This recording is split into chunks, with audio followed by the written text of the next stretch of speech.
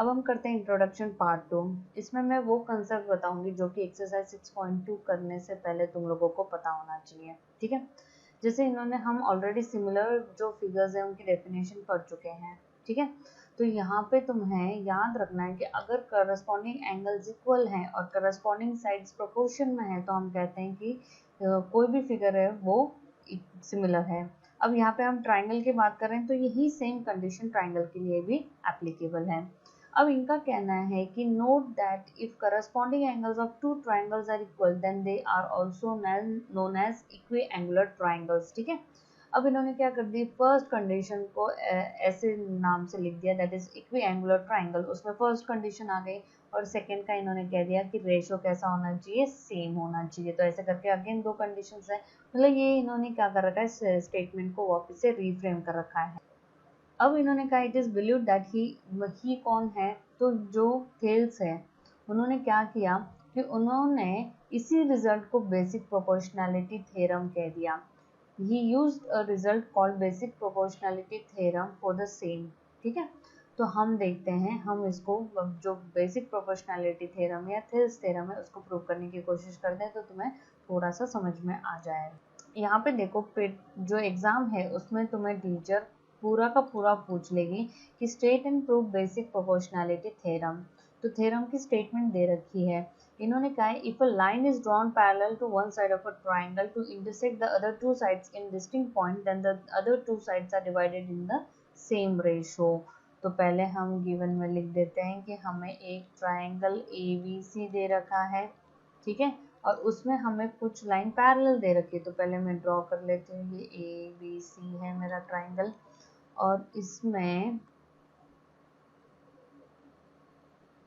अब हमें प्रूव करना है कि इनका कहना है कि इंटरसेक्ट होने के बाद में दो डिस्टिंक्ट जो साइड्स होती हैं ये प्रोपोर्शन में है, सेम रेशो में। इसका मतलब AD upon DB is equals to AE upon EC, और ये हमें क्या करना है, प्रूव करना है। उससे पहले हमें कंस्ट्रक्शन करना पड़ेगा। कंस्ट्रक्शन क्या होगा कि हम जॉइन DC एंड BE, ठीक है, मैंने ज्वाइन कर दिया एक ग्रीन कलर से एक ब्लू कलर से। फिर उसके बाद में आएगा कि हमें परपेंडिकुलर ड्रॉ करना है। फिर हम लिखेंगे draw DM perpendicular to AC and EN perpendicular to AB, ठीक है। अब मैंने ड्रॉ किया है, यहाँ पे मैं परपेंडिकुलर के साइन दे देती हूँ, ये EN है, ये DM है, और यहाँ पे भी परपेंडिकुलर साइन आ जाएगी।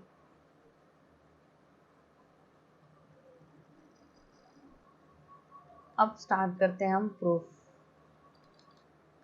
हम कहेंगे इन ट्राइंगल ADE, ठीक है, area of triangle ADE is equals to half into base into height हो जाएगा, जिसमें half as it is, base क्या होगा ADE में, जब मैं परपेंडिकुलर हाइट DM ले रही हूँ तो मेरा बेस उसी की नीचे वाली साइड हो जाएगी, दैट इज AE हो जाएगी।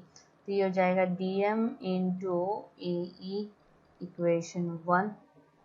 सिमिलरली यहाँ पे मैं अगेन एरिया ऑफ ADE ढूंढ लेती हूँ, जिसमें half into base into height का ही कंसेप्ट लगेगा। इस ट्राइंगल में दो हाइट है तो इसलिए एरिया कैलकुलेट करने के दो वेज आएंगे।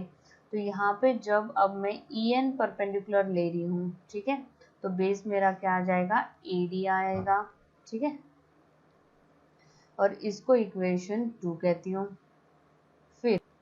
फिर आते हैं हम एरिया ऑफ BED कैलकुलेट करना है। अगेन इसमें भी हम half into base into height करेंगे, ठीक है। तो ये कैलकुलेट करते हुए देखो, BED में बेस BD होगा और हाइट है ना जो ट्राइंगल के बाहर जाके वो दिख रही है तुम्हें ट्राइंगल के साथ, तो वो EN होगा, ठीक है। यहाँ पे आ जाएगा EN, इसको इक्वेशन 3 कह लो। अगेन इसी के साइड में कौन सा ट्राइंगल दिख रहा है तुम्हें, CED दिख रहा है, लिख लेते हैं half into base into height. फिर जाएगा हाफ इंटू बेस क्या हो जाएगा, EC इंटू और हाइट क्या हो जाएगी dm, इसको इक्वेशन 4 कह देते हैं। अब हमें डिवाइड करना है, डिवाइड करते हुए चूज क्या करना है, जिसके पास सेम हाइट है, जैसे en यहाँ पे, en यहाँ पे, तो हम कहेंगे डिवाइड इक्वेशन 2/3, तो ये जाएगा area of A D E is equals to area upon B E D, area, ठीक है, is equals to half into A D into E N upon half into B D into E N. Similarly यहाँ पे हम कह देंगे divide equation 1/4, तो ये जाएगा area of A D e upon area of c e d, that is equals to half into d m into a e upon half into e c into d m, half of cancel, half of cancel, और ऐसे ही e n cancel, d m cancel, तो तुम्हारा जो अब area a D e है upon area b E d, that will be equals to a D upon b d, and इसको हम इक्वेशन 5 कह देते हैं। Similarly area of A D e upon area c e d is equals to a e upon e c है। अब मैं तुम लोगों को एक ऐसा कंसेप्ट बताऊंगी जो कि क्लास 9 से हमने पढ़ रखा है, chapter 9, that is areas of parallelogram, ठीक है। उसमें इनका कहना है कि जब भी दो ट्राइंगल, कौन से ट्राइंगल, एक ही जो ग्रीन लाइन वाला DED, ठीक है, और दूसरा है DEC, they lies between the same parallel line, कौन सी, तो DE एंड BC, ये पैरेलल लाइन हो गई, और कॉमन बेस आ रहा है दोनों में कॉमन बेस कौन सा आ रहा है, DE आ रहा है। तो जब भी ऐसा कोई होता है कि दो triangles lies between the same parallel line and on the same base DE, तो इस केस में हम क्या कहते हैं, उन दोनों का एरिया कैसा होना चाहिए, इक्वल होना चाहिए। तो याद रखना है कि इस ट्राइंगल का एरिया एंड इस ट्राइंगल का एरिया कैसा है, इक्वल है। तो हम लिखेंगे we know that triangle BED and triangle CED lies on same base ED and between same parallel line DE and BC. Therefore, area of BED is equals to area of CED, और इसको हम कह देंगे equation 7, ये 6 था हमारा। अब हम लिखेंगे फ्रॉम इक्वेशन 5, 6 एंड 7 हम लिख देंगे AD upon BD is equals to AE upon EC, and यहाँ पर लिख देंगे हैंस प्रूव्ड, ठीक है।